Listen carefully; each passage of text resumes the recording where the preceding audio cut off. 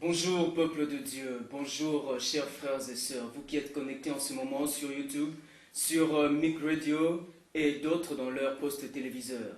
Aujourd'hui vous suivez votre émission à l'écoute du berger. Je le rappelle encore, l'émission à l'écoute du berger met en valeur ou met au point toutes vos préoccupations. Je suis heureux de vous présenter cette émission, je suis votre serviteur, le frère Endel Amissi, et aujourd'hui j'assiste le berger Moïse. Je m'en vais déjà saluer le berger. Bonjour berger. Bonjour Endel. Berger, c'est une joie. Moi aussi, j'exprime la même joie. Ok. Parce que nous sommes en train de parler de notre Créateur. Ok. C'est lui qui nous a créés. Nous devons le connaître. Mhm. Vous savez, dans la prière sacerdotale, Oui. Jésus a dit, la vie éternelle, c'est qu'ils te connaissent, toi, le vrai Dieu. Donc cette connaissance met aussi en valeur toute une vie éternelle. Donc cette émission n'est pas une émission comme les autres. Oui. Voilà l'objet de ma joie. Ok. Que Dieu soit béni, berger Moïse. C'est une joie, c'est un honneur, berger. Et c'est depuis hier que nous avions commencé un séminaire. Nous parlons de la divinité de Jésus-Christ. Berger, hier nous avions répondu à notre question, Jésus est-il Père ou pas?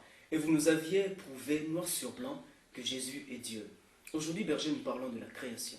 Tout à fait. Nous allons parler de la création pour savoir, Ouais. celui qui a créé, est-ce un être invisible? Celui qui a créé, est-ce, comme on parle dans la science, est-ce le Big Bang? Parce que le Big Bang, c'est les hasards, où on dit qu'il y a eu les atomes et les énergies qui se sont heurtés, et ça a créé le visible. Alors si on dit que c'est le Big Bang, avec le Big Bang, on voit le monde physique, mais il existe aussi le monde spirituel. Qu'on ne voit pas. Et c'est par là que la science se limite. Si le monde physique, le matériel existe à cause du hasard qu'on appelle Big Bang, et le spirituel, les anges sont créés par le Big Bang. Ah, ça c'est la grande. Donc, nous allons parler de la création, et c'est par là, nous allons faire voir que derrière cette œuvre magnifique, il existe Jésus. Tout à fait, c'est ce que nous allons démontrer aujourd'hui. Gloire à Dieu, nous allons le découvrir avec nos internautes, nos téléspectateurs ainsi que nos auditeurs de Mic Radio. Berger, on peut commencer? Parfait. Ok. Monde entier, shalom, merci de votre fidélité, merci de vos appels, merci de vos encouragements. Nous sommes en train de jouer notre rôle en tant que prophète. Nous avons comme devoir de valoriser la parole prophétique. La Bible n'est pas un livre allégorique, mais c'est un livre prophétique. Quand on parle des allégories, et là on voit les histoires. Non, toutes ces histoires-là, ce sont des prophéties. Ce ne sont pas des allégories. Ce ne sont pas des figures de style.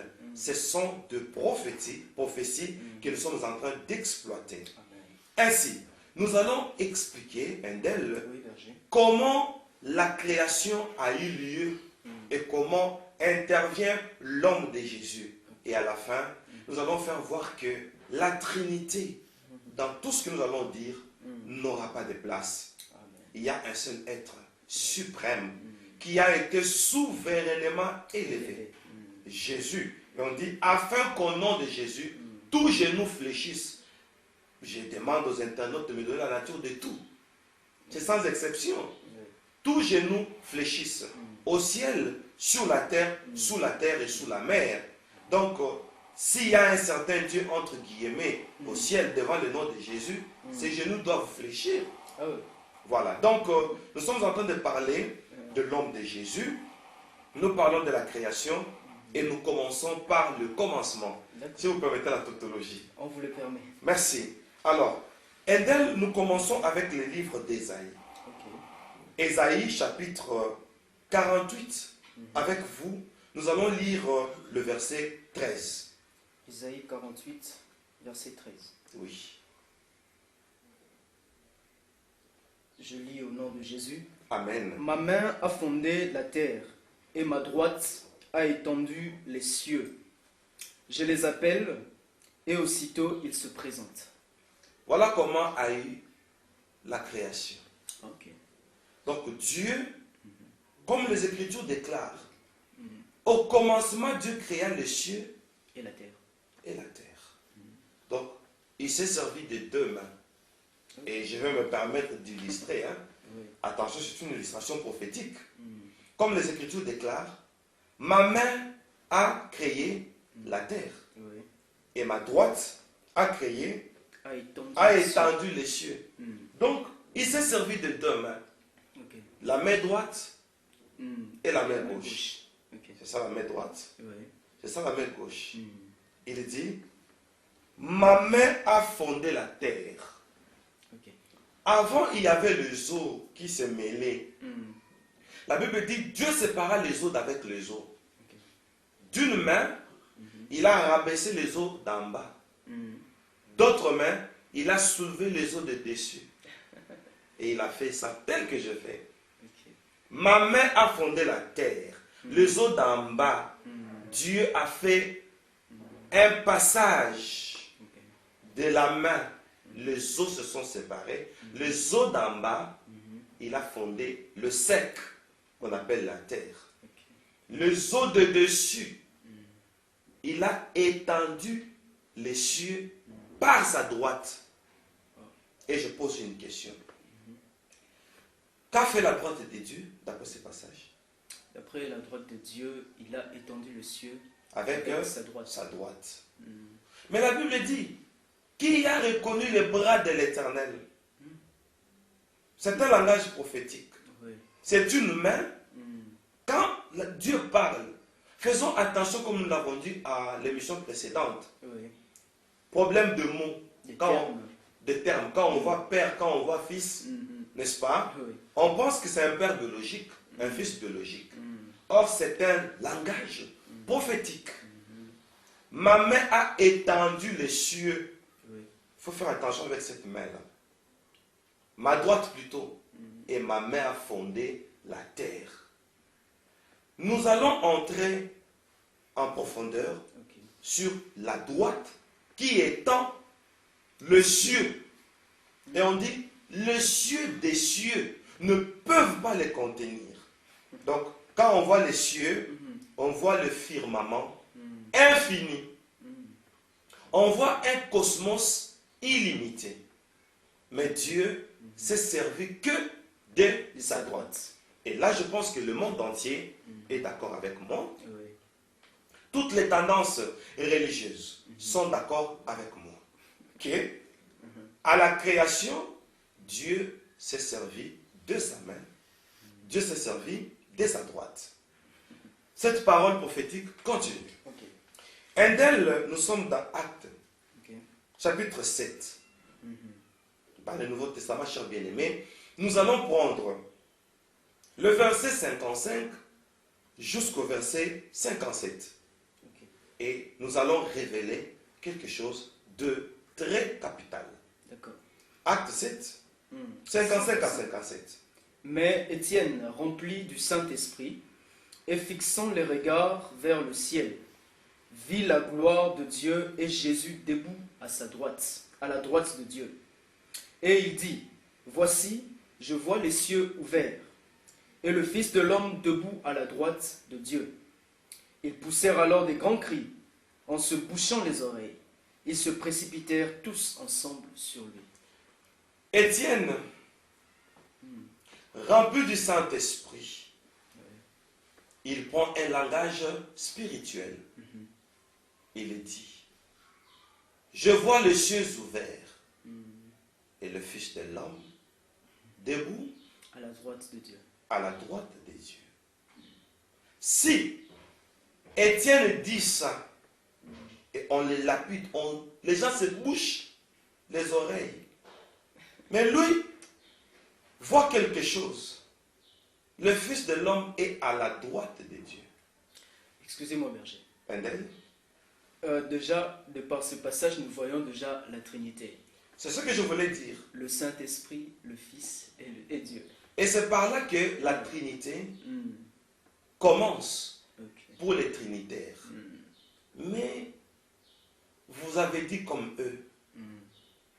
Le Père, le Fils. J'essaie de me mettre dans leur peau. Bien sûr, c'est votre rôle. Ok, ben, Et le Saint-Esprit. hmm. Mais Étienne fait plus attention Hmm. à la droite de Dieu. Ouais. Donc, il parle de Dieu, Hmm. il parle du Fils de l'homme. Mhm. Mais il ne parle pas du Saint-Esprit. Tu ne tiens pas compte de ça. Ouais, ouais. Il ne parle pas du Il Saint-Esprit. ne parle pas du Saint-Esprit. Alors qu'il est rempli de lui-même, du Saint-Esprit lui-même. Mais comment il ne voit pas le Saint-Esprit aussi? Donc le Saint-Esprit est-il invisible? Dieu et le Fils sont-ils visibles? Ah, c'est ça la grande question. C'est par ici que Hmm. la Trinité Hmm. perd un pied Ouais. de ses bases. Ok. Parce que les Trinitaires disent que Étienne a vu Jésus à la droite. C'est pas pour rien que j'ai donné ce passage. Ok. C'est pour faire voir d'abord que si on dit que la Trinité c'est le Père, le Fils Et le Saint. et le Saint-Esprit, Hmm. n'est-ce pas? Ouais, ouais. Père, Fils, Saint-Esprit. Mais ça c'est quelle Trinité où on voit le On voit Père que et le Fils. Hmm. Mais le Saint-Esprit on ne le voit pas. Est-ce le Saint-Esprit est invisible? Pourquoi Étienne ne l'a pas vu et il n'a pas fait mention du Saint-Esprit? C'est que ce langage, ce n'est pas un langage trinitaire, c'est un autre langage. Ok. Jésus, ici, est vu par Étienne, Hmm. debout, Mhm. à la droite De Dieu. de Dieu, et dit, voici, je vois les cieux ouverts, et le Fils de l'homme debout, à la droite, De Dieu. alors que Jean, à l'île de Patmos, dans Apocalypse chapitre 4, il dit, et j'ai vu un agneau assis. Sur le trône. Alors, il est assis ou il est debout? Wow. Et on chante, à jamais tu seras. On l'a chanté à la première émission. Ouais. L'agneau sur le trône. Hmm. Alors, on dit à jamais. Hmm. Forever. Pour toujours. Mais comment forever? L'agneau doit être sur le trône. Mais Étienne, rempli du Saint-Esprit, Vois le Fils debout. debout à la droite. Y a-t-il contradiction ou quoi, berger? C'est un problème de langage spirituel. Ok. Parce que c'est poussé par l'Esprit Hmm. que les hommes ont parlé De Dieu. Ouais. de Dieu. Donc, comme c'est un langage spirituel, montons dans un paramètre spirituel Amen. pour comprendre cela. N'est-ce pas? Oui, berger. Alors, Endel, quand on nous dit Jésus, le Fils de l'homme, est debout à la droite de Dieu, pourtant, on ne fait pas mention à ce premier passage prophétique d'Ésaïe 48, verset 13. Tu vas aimer ça. Oh. On vient de lire ça déjà. Ok, berger. Ma main a fondé la terre et ma droite a étendu. Les cieux. Or, Jésus est où?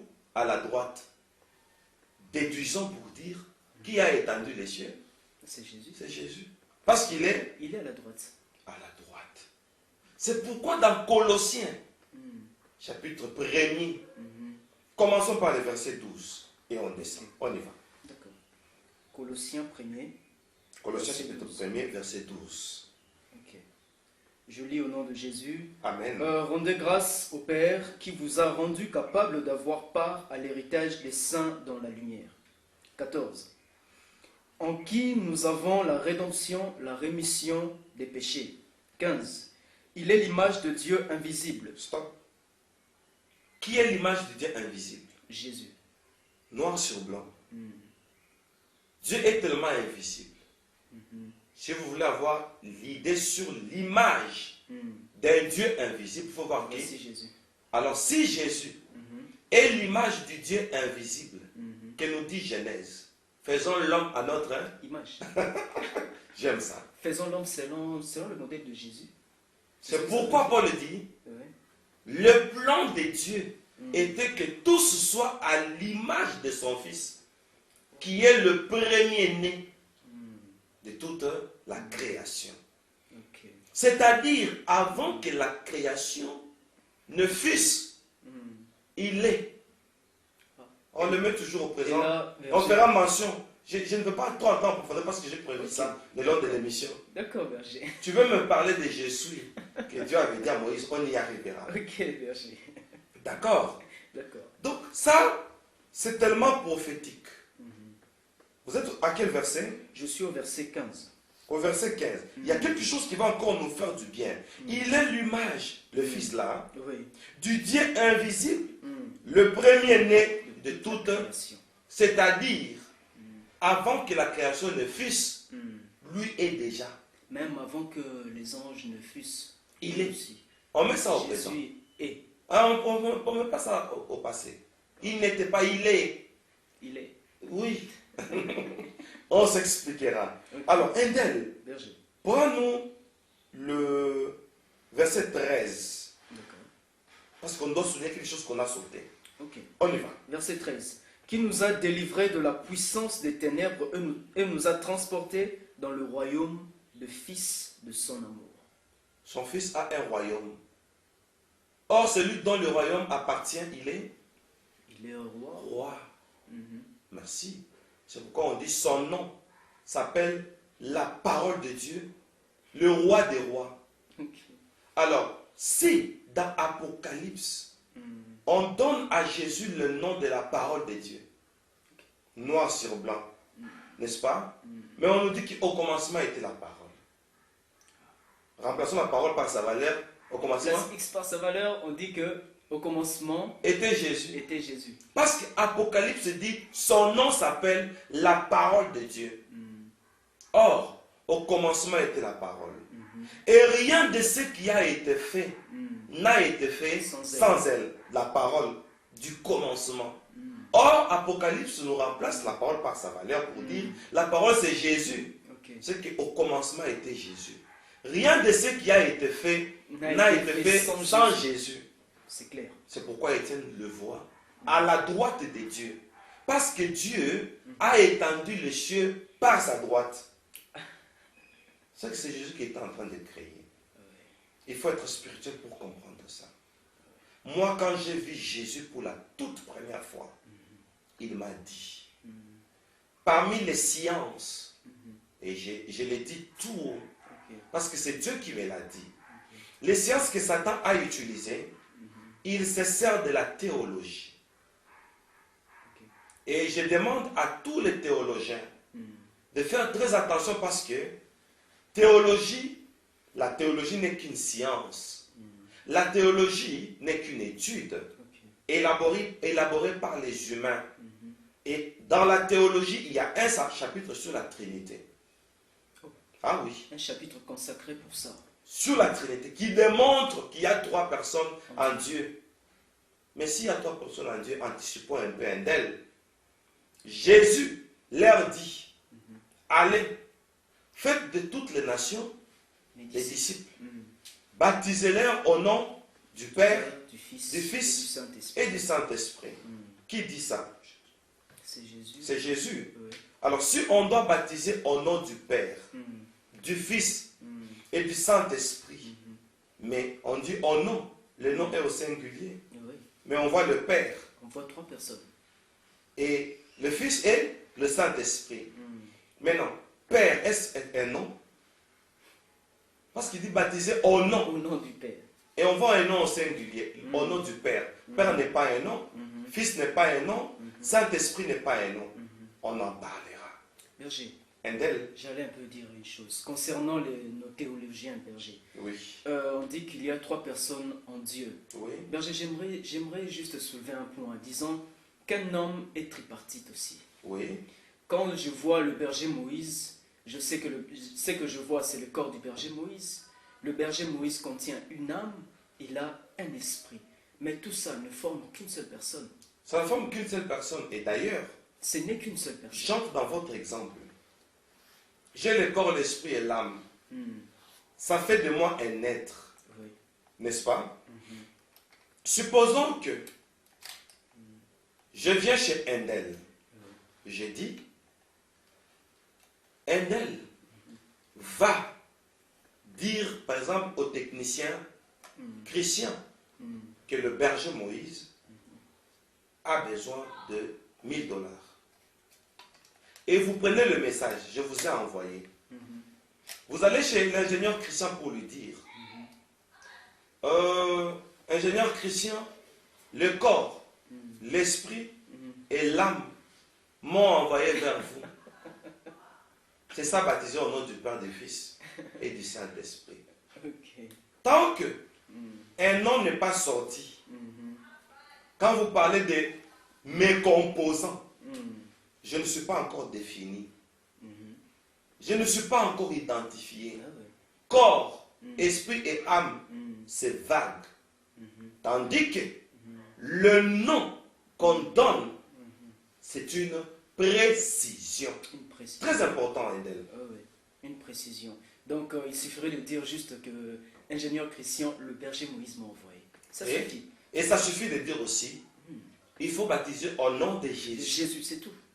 Imaginez-vous Jésus qui s'adresse à ses disciples. Baptisez-les au nom du Père, du Fils et du Saint-Esprit. Et dans la Bible, il n'y a aucun endroit où les disciples sont baptisés au nom du Père, du Fils et du Saint-Esprit. Et tous sont baptisés au nom de Jésus. On va se poser cette question-là. À l'un de nos chapitres. Ok. Et là, nous continuons. Ouais, berger. Nous sommes en train de parler du verset 13. On nous dit, Dieu nous a transportés dans le royaume du Fils de son amour. Alors, si Dieu nous transporte dans le royaume de son Fils, alors où est le royaume de Dieu? C'est ça la question. Parce que quand Jésus est né, les mages sont venus pour dire, où est le roi des Juifs qui vient de naître? Alors que c'était au temps du roi Hérode. C'était Hérode le roi. Et les mages ont dit, où est le roi des Juifs? Est-ce que dans un royaume, peut-il y avoir deux rois? Non. Alors ici il dit, où est le roi des Juifs? Comment Jésus-Christ est-il roi? Et Colossiens nous répond, Ok. Dieu nous a transportés dans le royaume de son Fils. Alors où est le royaume de ces dieux entre guillemets? Entre guillemets, ouais. Les théologiens. Et si le Christ a un royaume, c'est que c'est lui le roi. Ouais. Alors le Dieu là entre guillemets, où est son pouvoir? Nous continuons. Vous étiez déjà au verset Au verset 15. 15. On part au verset 16. D'accord. Car en lui ont été créées toutes les choses En qui? en Jésus, Le Fils. le Fils, oui. Donc c'est le Fils qui a créé. Car en lui ont été créées toutes les choses. Attention. Si le Christ, le Fils, en lui ont été créées toutes les choses. Qui est le Créateur? C'est lui-même le Fils. Alors quand il dit que créons l'homme, n'est-ce pas? Les théologiens ont dit, quand il a dit que non, créons l'homme, pourquoi il a mis au pluriel? Mais le pluriel vient après.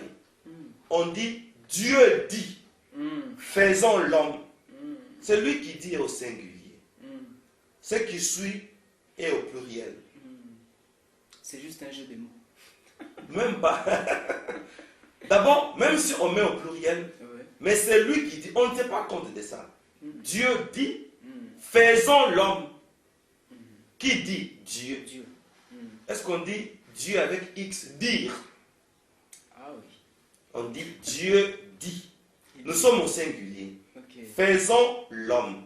Et les gens disent, hein, oh non, comme on a dit faisons l'homme, n'est-ce pas que c'est Dieu avec Jésus et les anges? Mais la Bible nous dit, au commencement était la parole. Suis-moi bien d'elle. Oui, berger. Au commencement était, La parole. la parole était avec Dieu, et la parole était Dieu. Avec et être, j'y reviendrai. Ok. On dit, en elle était la vie. Et on ajoute, toutes choses ont été faites par elle. Si dans la parole a été la vie, et Jésus vient dire que je suis le chemin, la vérité et la vie. Donc, la vie dont Jésus parle, c'est cette vie-là qui dérive de la parole de Genèse. Ok. La parole du commencement. Au commencement était la parole. En elle était la vie. C'est-à-dire, dans la parole là, n'est-ce pas, Ouais. il y a l'histoire de Jésus. C'est pourquoi dans Jean 1,14, on dit, et la parole a été faite chair.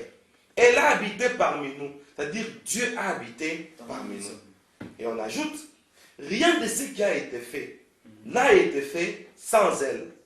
Or, Apocalypse dit, le nom de Jésus s'appelle la parole de Dieu. Donc, tout a été fait. Rien n'a été fait sans Jésus.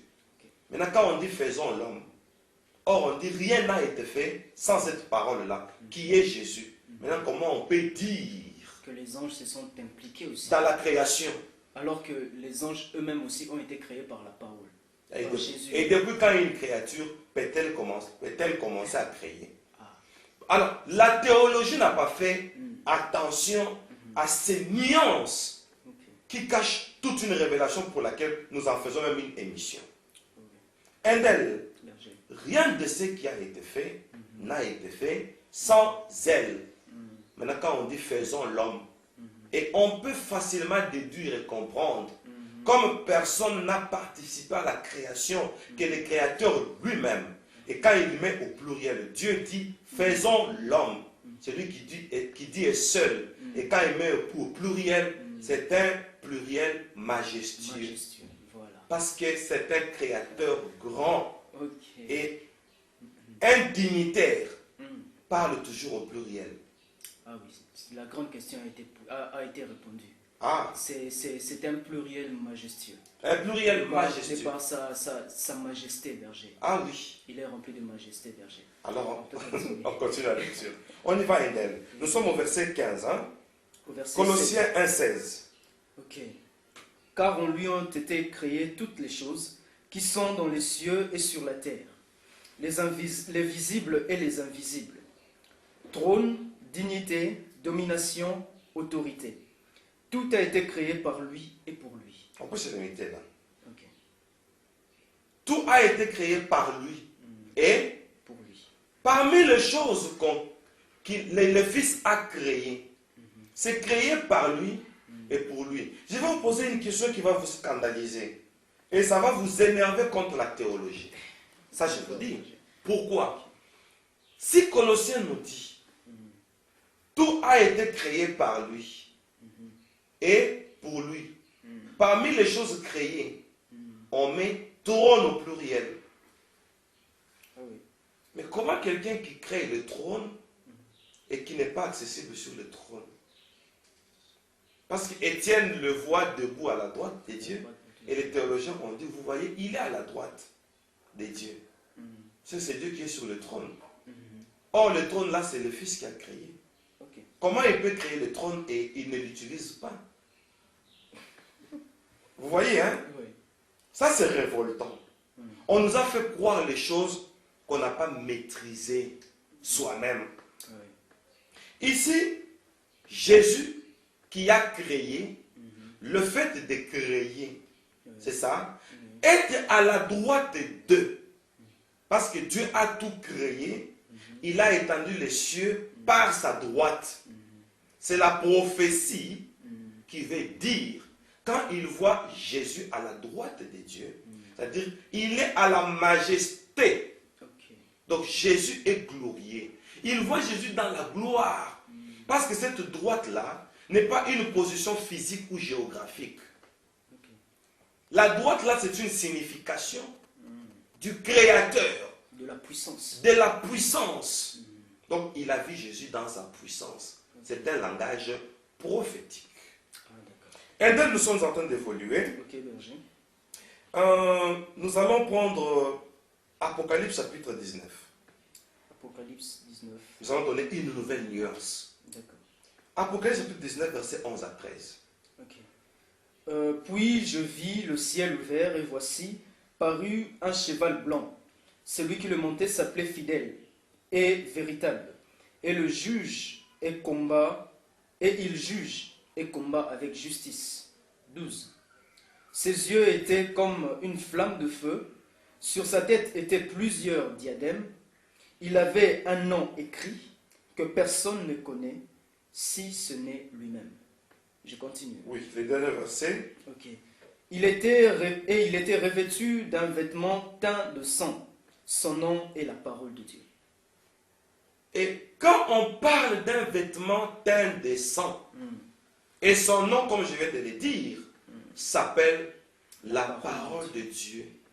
c'est la prophétie de Jésus qui sera flagellé ou qui a été flagellé, qui a été fouetté, qui a été crucifié, voyez-vous, et son vêtement était indécent. Pourquoi? Quand on l'a flagellé, on l'a habillé encore. C'est la prophétie de la passion du Christ. Donc Jésus, dont le vêtement est indécent, il s'appelle la parole de Dieu. Et quand on nous dit, au commencement était la parole, c'est qu'au commencement était Jésus. C'est une connivence entre Genèse 1.1. Au commencement, Dieu créa les cieux et la terre. Et Dieu dit que la lumière soit. Là, nous sommes au commencement. Et il y a nuance entre la parole et la lumière. Dieu dit le premier mot et la première proclamation. Nous allons faire voir comment l'aider, c'est Jésus. Dieu dit. Ça, c'est la parole. Or, Jésus est la parole. Que la lumière soit. Or, Jésus est la lumière du monde. Vous voyez qu'on sent que Jésus est au commencement. Il est au commencement. C'est pourquoi on dit dans Colossiens, il existe, il est avant toute chose. C'est pourquoi on l'appelle le premier-né de la création. Il est l'origine de tout. Il est l'origine de tout. Alors, Indel, nous allons prendre un autre langage prophétique dans Hébreu. Donc, celui qu'on appelle le Fils, le Fils de Dieu là, n'est-ce pas? C'est une prophétie. Ce n'est pas un fils biologique. D'ailleurs, la preuve, quand Jésus est né auprès de Marie, c'était sans intervention d'un homme. Vous voyez? Donc, c'est une naissance, pas comme les autres. Miraculeux. Alors, si c'est miraculeux, il ne faut pas toujours cadrer Jésus dans l'humanité, quoi qu'il ait porté la chair. Nous sommes dans le livre d'Hébreu. Chapitre 1er, le verset 1er jusqu'au 3e. D'accord. Après avoir autrefois, à plusieurs reprises et de plusieurs manières, parlé à nos pères par les prophètes, Dieu, dans ces derniers temps, nous a parlé par le Fils, qu'il a établi héritier de toutes choses, par lequel il a aussi créé le monde. Attendez. Il là remplace qui? Dieu. Il dit, par le Fils, Dieu a créé le monde. Mais on dit au commencement, Dieu créa. C'est au singulier. Mais ici, on nous dit que Dieu a créé par le Fils. Mais pourquoi lui-même ne crée pas? C'est avec raison, Jésus lui-même dit, moi et le Père, nous sommes un. C'est-à-dire, Jésus, c'est lui le Père. C'est pourquoi Ésaïe 9,5 dit, un fils nous est né, un enfant nous est donné, on l'appellera Père éternel. Ça, c'est très important. On continue. D'accord. Et qui, étant le reflet de sa gloire et l'empreinte de sa personne, et soutenant toutes les choses par sa parole puissante, a fait la purification des péchés, et s'est assis à la droite de la majesté divine dans les lieux très hauts. Il y a autre chose dont on ne fait pas attention. Ici, nous sommes dans le livre de Hébreu. L'histoire d'Étienne, c'est dans le livre de Actes des apôtres. Dans le livre des Actes des apôtres, Étienne voit Jésus comment? Debout à la droite du Père. Et dans le livre d'Hébreu, on voit Jésus comment? Il est debout. Non! Il est à la droite. Assis! Assis. Oui, vérifie. Ok. je peux relire verset. Relisez le verset 3. Ok. Et qui, étant le reflet de sa gloire et l'empreinte de sa personne, et soutenant toutes choses par sa parole puissante, a fait la purification des péchés et s'est assis à la droite de la majesté divine dans les lieux très hauts. Je pose la question à tous les théologiens. Jésus, au juste, il est debout ou assis? Ou assis. Ah, qu'ils répondent. Vous les représentez? Ah oui. Alors répondez. Moi, je veux répondre en disant que Jésus est assis. Il est assis. Il est assis. Mais Étienne l'a vu debout, rempli du Saint-Esprit. Alors, il est debout ou assis. Donc, on comprend, d'abord, ce qui dessine Jésus debout à la gloire de Dieu comme le témoin de Jéhovah. N'est-ce pas? Oui, j'ai déjà vu ça. Ah, on dessine un père barbu Barbu avec une couronne. et un œil dans la barbe là. Barbu, sa barbe est blanche. Blanche et dans la Je barbe sais pas, là. Dieu est vieux comment. Ah, on se pose la question. Et dans la barbe là, on place un œil ou bien au niveau du thorax, on place un œil et on met Jésus. Mais on n'a jamais mis le Saint-Esprit. Alors qu'ils disent qu'il y a 3 personnes en Dieu. Mais qu'on dessine aussi le Saint-Esprit. Je pensais qu'il mettrait peut-être un feu là. Un feu ou bien un vent. Peut-être une colombe aussi. Une colombe, peut-être on parlera de la colombe bientôt là. Ok. Mais pourquoi on n'a rien mis? Parce qu'on dit qu'au baptême de Jésus, le Saint-Esprit est descendu sous forme d'une colombe. Mais qu'on nous mette la colombe. Ah oui. Pourquoi est-ce qu'ils ne font pas ça? Vous voyez qu'on est limité dans l'imagination. Donc, on ne doit pas s'imaginer d'une trinité parce qu'on ne saura pas la démontrer ou la décrire. Vous voyez? Parce qu'ici, le livre d'Hébreu et l'auteur du livre d'Hébreu, que quelques-uns disent que c'est Paul, mais c'est un auteur inconnu. Vous vous imaginez? Ici, l'auteur d'Hébreu dit que Jésus est assis.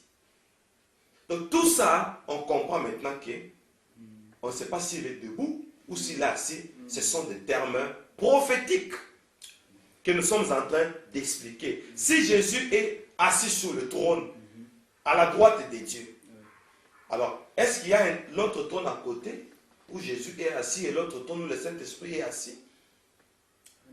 Ah non. On continue Indel. Indel, nous allons prendre un autre passage, n'est-ce pas?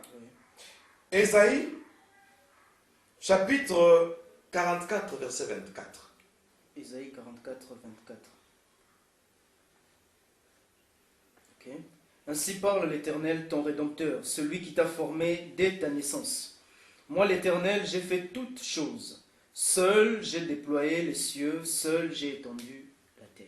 Alors, combien de personnes ont déployé les cieux? Une seule personne, berger. Parce qu'ici, on dit seul. Et ici, Dieu lui-même dit, seul j'ai déployé les cieux. Mais si nous rentrons au premier verset, il dit, sa droite a déployé les cieux. Donc, la droite de Dieu, c'est qui? C'est Dieu lui-même. Dieu lui-même. Dieu lui-même, puisque c'est sa droite. Parce que nous relions les deux passages. Ici, il dit, seul j'ai déployé les cieux. Ok. Mais au premier passage, on dit, sa droite a déployé les dieux. A déployé les cieux. Donc, la droite de Dieu, c'est Dieu lui-même. Donc, quand on dit Jésus est assis à la droite de Dieu, il est assis à la position de Dieu. À la position de déploiement de cieux. C'est intéressant. C'est très intéressant. Merci. On continue, Adèle. Ok. Alors, nous allons prendre... j'aime la parole de Dieu. Ésaïe chapitre 44. Ok. Pour faire voir que entre Dieu et Jésus, il n'y a pas deux créateurs. C'est Jésus qui a créé. Alors il est Dieu. Si Jésus est le créateur, il cesse d'être une créature. N'est-ce pas? Donc celui qui était né là, ce n'est pas une créature. C'est le créateur, mais qui n'a pris qu'une forme physique. Amen. Merci. Nous sommes dans le livre d'Ésaïe. J'avais déjà donné le passage. 44. 44, verset 6. On y va, Emmanuel. Ainsi parle l'Éternel, roi d'Israël et son Rédempteur. L'Éternel des armées, je suis le premier et je suis le dernier. Et hors moi, il n'y a point de Dieu.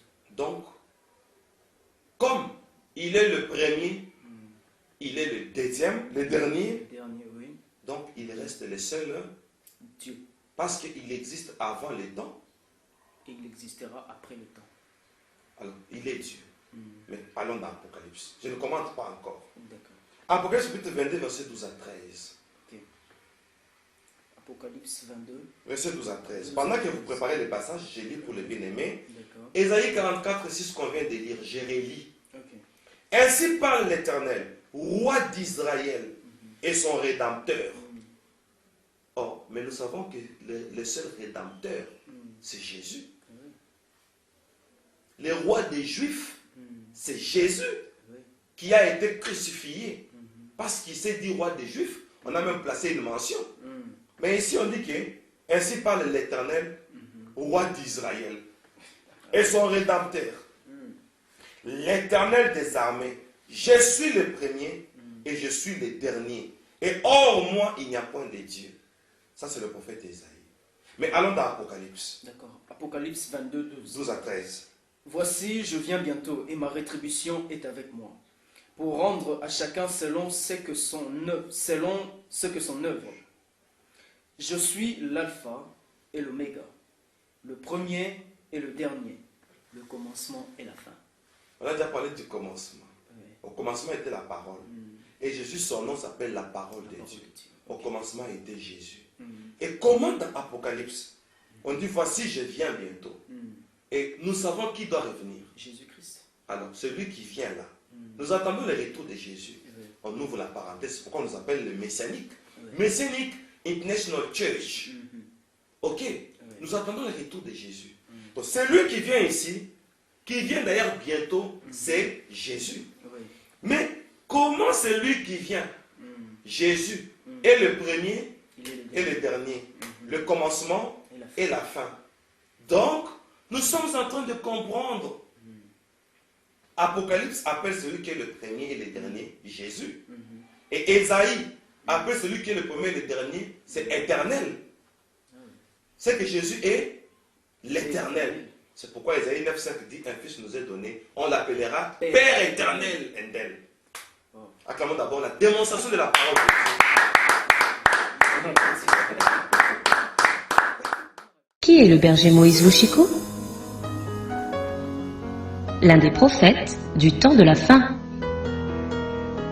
Avec une détermination de combattre la fausse doctrine et l'apostasie,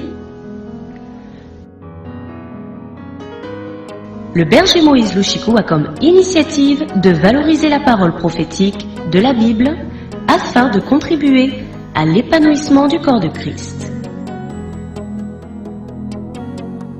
Avec ses enseignements de témoignages de prière en ligne qu'il a reçus de la part du Seigneur lors d'une visitation des anges en l'an 2007. Pour découvrir toutes ces grandes révélations, entrez sur YouTube. Tapez Messianique Vidéo.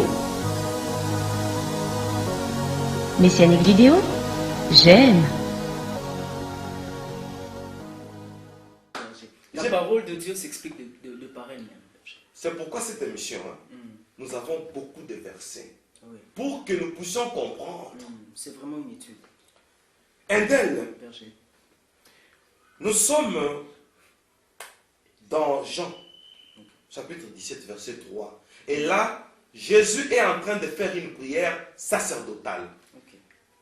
Jean 17, Verset 3. verset 3. Et avant de lire, Oui. je vais m'adresser à tous les internautes, téléspectateurs. Dans la Bible, c'est rare de voir les paroles que Jésus prononce dans ses prières. C'est rare. Souvent, il adore. Souvent, il ordonne. Il rend grâce. Souvent, il rend grâce.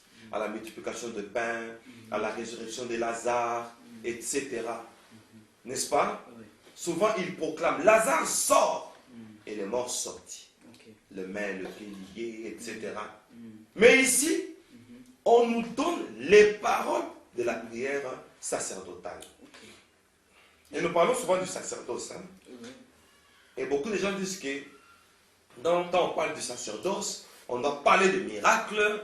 Quand on doit parler du sacerdoce, on doit parler de mystère. Ah. Or, la prière sacerdotale est déterminée. Vers quoi, Endel? Nous sommes dans Jean, chapitre 17, vous êtes déjà là, Ouais. le verset 3. Verset 3. Suivons la prière sacerdotale. Ok. Or, la vie éternelle, c'est qu'ils te connaissent, toi, le seul vrai Dieu, et celui que tu as envoyé, Jésus-Christ. Ah. Maintenant, c'est qu'ils te connaissent. Il y a le verbe connaître. Alors, on doit connaître le seul vrai Dieu et celui que tu as envoyé, Jésus-Christ. Jésus en fait mention dans la prière sacerdotale. Maintenant, Endel, La connaissance maintenant, c'est envers le seul vrai Dieu Hmm. ou envers Jésus. Ou envers les deux. On doit connaître qui alors? N'est-ce pas? Hmm. La Bible va nous répondre. Nous sommes dans 1 Jean, chapitre 5, Hmm. le verset 20. Que nous dit la Bible dans le livre de 1 Jean, chapitre 5, le verset 20? Nous savons aussi que le Fils de Dieu est venu et qu'il nous a donné l'intelligence pour connaître le véritable. Et nous sommes dans le véritable, en son Fils Jésus-Christ. Vous imaginez? Or, la Bible dit, la vie éternelle, c'est qu'ils te connaissent, toi, le seul vrai Dieu. Et 1 Jean 5, 20 nous dit, Jésus, c'est lui, le vrai Dieu. Ok. Donc, la vie éternelle, Hmm. c'est connaître Jésus. Jésus. Alors, j'ai dit aux Trinitaires, le musulman, le témoin de Jéhovah, qui disent que Jésus, D'autres sectes aussi. toutes les sectes qui mettent Jésus en En évidence, étant un simple prophète. alors ils mettent leur vie éternelle en jeu. Parce que la vie éternelle, c'est de connaître le vrai Dieu. Jésus lui seul. Et le vrai Dieu, nous le trouvons dans 1 Jean chapitre 5, verset 20. Jésus-Christ, c'est lui qui est le Dieu véritable et la vie éternelle. Donc, attention avec une théologie qui risque de compromettre notre vie éternelle. Et là, on est sérieux. Et on demande au monde entier d'ouvrir les yeux. Parce que la vie éternelle en dépend. Très important. Et donc, nous continuons. Nous allons petit à petit vers la fin. D'accord. Mais on est encore là. D'accord. J'espère que les téléspectateurs ne sont pas fatigués. Parce que la fête, C'est tellement bon, berger, qu'on Ah. peut pas se fatiguer. ok, la fête vient à peine de commencer. Amen. Le bon vin, Hmm. on les réserve pour la fin. Ouf. Maintenant, on donne maintenant du bon vin. Exode chapitre 3, verset 13. Ok. Soyons maintenant très sérieux. Parce que les choses sérieuses commencent. Exode 3, 13. Moïse dit à Dieu, j'irai donc vers les enfants d'Israël, et je leur dirai, le Dieu de vos pères m'envoie vers vous. Mais s'ils me demandent, quel est son nom, que leur répondrai-je? Dans l'Ancien Testament, Dieu n'avait pas de nom. Il avait des titres. Il avait les attributs. Ok? Nous évoluons. Ok. À propos du nom de Dieu, Moïse veut connaître le nom de Dieu. Mais nous allons dans Exode 6, 3. On avance. Exode chapitre 6, Verset 3. verset 3. Je suis apparu à Abraham, à Isaac et à Jacob, comme le Dieu Tout-Puissant. Mais je n'ai pas été connu d'eux sous mon nom, l'Éternel. Parce qu'il ne veut pas encore de nom. Dans l'Ancien Testament, il dit Abraham, Isaac et Jacob m'ont vu. Abraham m'a vu. Ouais. Mais je ne me suis pas présenté sous un nom qui est apparu à Abraham. Le nom qu'Abraham n'a pas connu. Le nom qu'Israël n'a pas connu. Le nom que Moïse n'a pas connu, un d'elles pourra le connaître. Amen. Les internautes pourront connaître ces noms. Amen. Et nous chutons dans l'Ancien Testament. Jean chapitre 8. Versets 56 à 58. Jean chapitre 8, 56 à 58. Oui, un d'elles. Abraham, votre père, a tressailli de joie de ce qu'il verrait mon jour. Qui parle? C'est Jésus lui-même. Il s'adresse à qui? Il s'adresse aux disciples, Aux Juifs. aux Juifs. Ok. Reprenez la lecture. Abraham, votre père, a tressailli de joie de ce qu'il verrait mon jour. Il l'a vu et il s'est réjoui. 57. Le Juif lui dit, tu n'as pas encore 50 ans et tu as vu Abraham. On continue. C'est grave. Jésus leur dit, en vérité, je vous le dis, avant qu'Abraham fût, je suis. Avant qu'Abraham fût, Je suis. il fallait dire je fus. Oui, concordance de temps. Très bien. Mais lui brise les temps Ouais. parce qu'il est avant les temps. Il est éternel. Très bien, d'elle. Amen. Comme il est éternel, On lui pose la question. Toi, tu n'as pas 50 ans. Tu as vu Abraham. Il dit, avant votre père a tressailli de ce qu'il verrait mon jour. Et Dieu dit, je suis apparu à Abraham. Et Dieu apparu à Abraham dans Genèse, chapitre 17, qu'on ne va pas lire. Si Dieu est apparu à Abraham, et Jésus dit, c'est lui qu'Abraham avait vu, là c'était moi. On dit, toi tu as vu Abraham, mais tu n'as pas 50 ans. Donc, dans Genèse 17, on dit, l'Éternel apparut à Abraham. Donc, l'Éternel qui apparut à Abraham, là c'était Jésus. Mais, il ne lui a pas dit, je m'appelle Jésus. C'est pourquoi ici on dit, je suis apparu à Abraham, à Isaac et à Jacob comme le Dieu Tout-Puissant, mais je n'étais pas été connu d'eux sous mon nom. Parce que Shiloh ne s'était pas encore révélé. Jésus, qu'on appelle Yehoshua, Hamashiach. C'est pourquoi on dit, au nom de Jésus, tout genou fléchit. Maintenant, dans l'Ancien Testament, comme ils n'ont pas connu le nom de Jésus, voilà pourquoi il y avait les aveugles qui mouraient avec. Les lépreux, les sourds, le muet. Et il dit, il viendra lui-même et il vous sauvera dans Ésaïe 35. Alors s'ouvriront les yeux des aveugles. On prophétise sur Jésus. Les sourds entendront, les boiteux sauteront comme les cerfs, etc. Indel. Si Jésus a vu Abraham, qu'est-ce que les théologiens peuvent me dire? Il y a un silence. Qu'est-ce que le monde entier peut me dire d'après Jean chapitre 8? Voilà. Il y a la plupart des théologiens qui disent, ou les gens qui veulent avoir la lumière sur la parole de Dieu. Je salue le frère Brice du Gabon, pour qui, frère Brice, soyez béni. C'est à cause de vous que nous lançons cette grande émission ou ce grand séminaire, parce qu'il y a eu un groupe de pasteurs théologiens qui vous ont posé des questions. Si Jésus est Dieu, pourquoi s'adressait-il à son Père? Nous avons expliqué la problématique du Père. Ok? Oui. Hier. Et frère Brice, on vous a posé encore une autre question. Si Jésus-Christ était Dieu, pourquoi à son baptême, les cieux se sont ouverts? N'est-ce pas? Une voix est sortie. C'est lui qui parlait là. C'était qui? Si Jésus était Dieu. N'est-ce pas? Et on va répondre au monde entier. Ah oui, parce que là nous voyons trois personnes qui sont en action. Le Fils qui se fait baptiser, le Père qui parle, le Saint-Esprit qui descend. Sous forme d'une colombe. On va répondre à ça. Nous prenons nos Bibles Indel. Nous sommes dans le livre de Matthieu chapitre 3 verset 17. Matthieu 3, 17. Oui. Okay. Je lis à partir du verset 1er. 17. Matthieu 3. 3, 17. Oui. Ok. Je lis au nom de Jésus. Amen. Et voici une voix fit entendre des cieux ces paroles.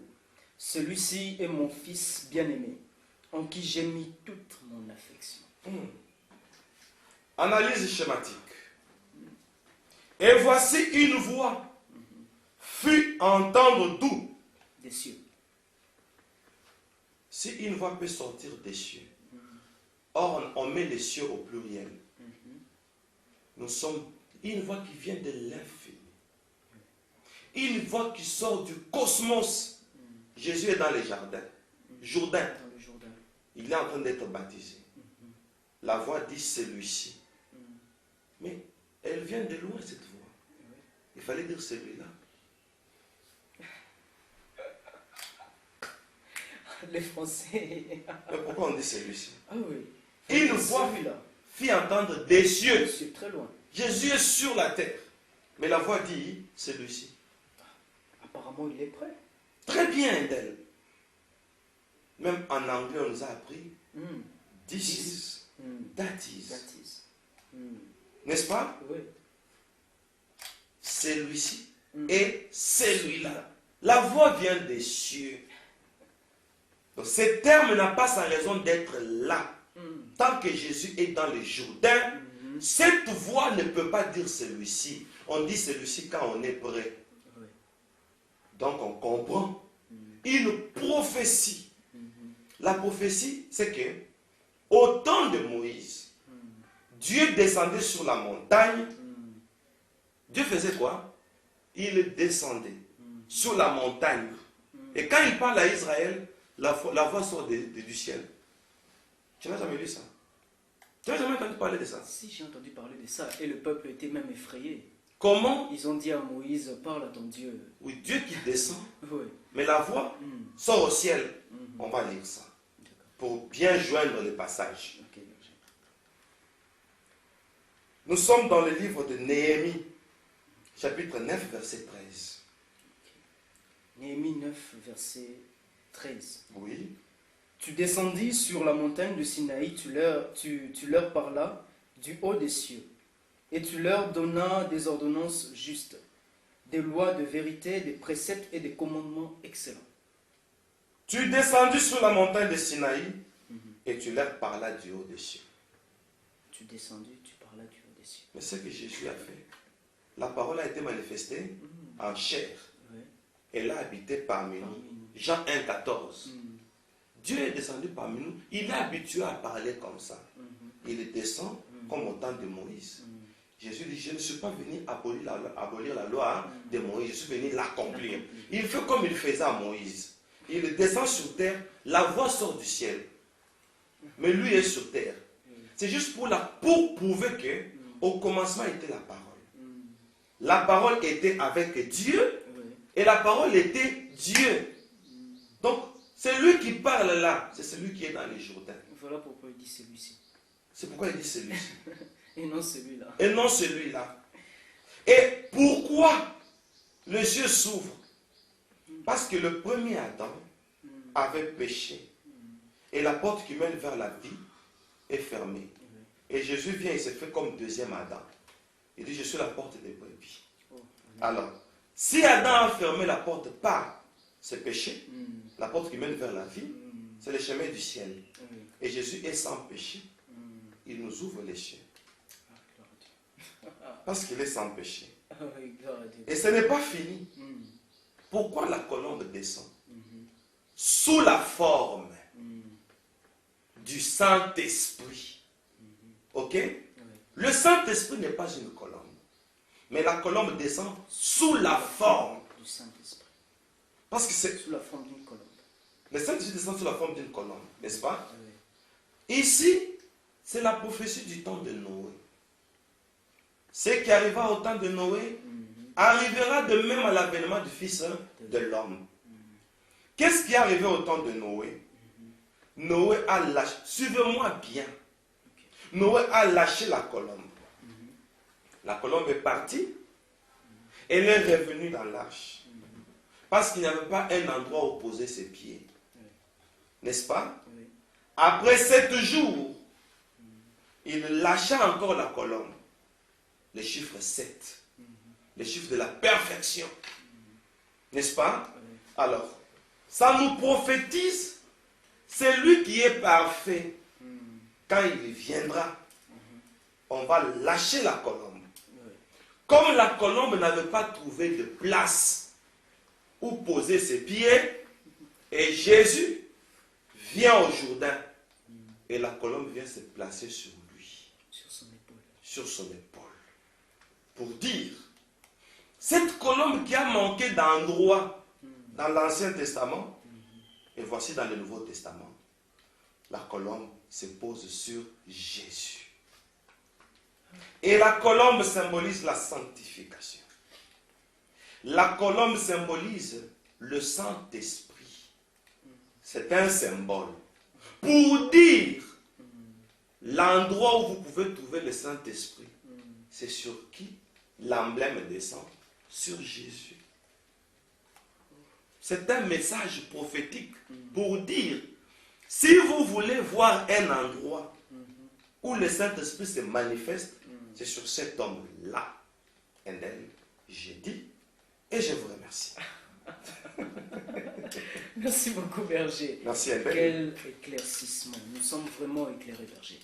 Nous rendons grâce à Dieu, encore une fois de plus, pour votre présence. Vous nous avez vraiment enseigné aujourd'hui que Dieu, lorsqu'il parle de nous, c'est un nous majestueux. Oui, Il est rempli de majesté. oui, Il est rempli de dignité. oui. Voilà pourquoi il ne dit pas je, nous. Nous. Berger, merci beaucoup. Merci, Endel. Et nous voulons juste sonner un son d'alerte, berger, pour les bien-aimés qui nous suivent, les bien-aimés internautes qui nous suivent. Berger, berger, il y a un témoignage que vous aviez fait.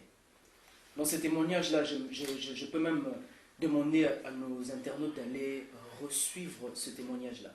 Berger, vous aviez dit que lorsque vous avez vu Jésus au ciel, Jésus vous a, normalement, Jésus vous a dit, berger, que vous deviez dire aux gens d'arrêter de prendre Jésus, c'est comme s'ils étaient trois au trône, alors qu'il est seul. Berger, essayez un peu de nous marteler là-dessus. Bon, Jésus est seul, c'est-à-dire j'ai eu cette grâce d'arriver au trône. Et là, au trône, j'ai trouvé Jésus et il me dit, dis à ceux-là qui pensent qu'il y a trois personnes en Dieu, je suis seul. Gare à ceux-là qui croient qu'il y a trois personnes en Dieu. Je me rappelle même de la question, berger. Oui, Il vous a posé la question, combien sommes-nous sur cette chaise? oui, Vous avez dit, vous êtes seul. oui. Et c'est par là que j'ai compris que Dieu, c'est Jésus. Jésus est Dieu. Merci beaucoup, berger Moïse, pour ce temps. Et nous annonçons à nos chers auditeurs, à nos chers internautes, berger, ils ont été fidèles à nos émissions et ils nous ont vraiment suivis, berger. Et chers bien-aimés, merci pour votre fidélité, merci pour votre patience. Vous aimez beaucoup la parole de Dieu. Merci beaucoup. Et nous vous donnons rendez-vous très prochainement. Nous sommes toujours dans notre séminaire sur la divinité de Jésus-Christ. Que Dieu soit avec vous, soyez bénis.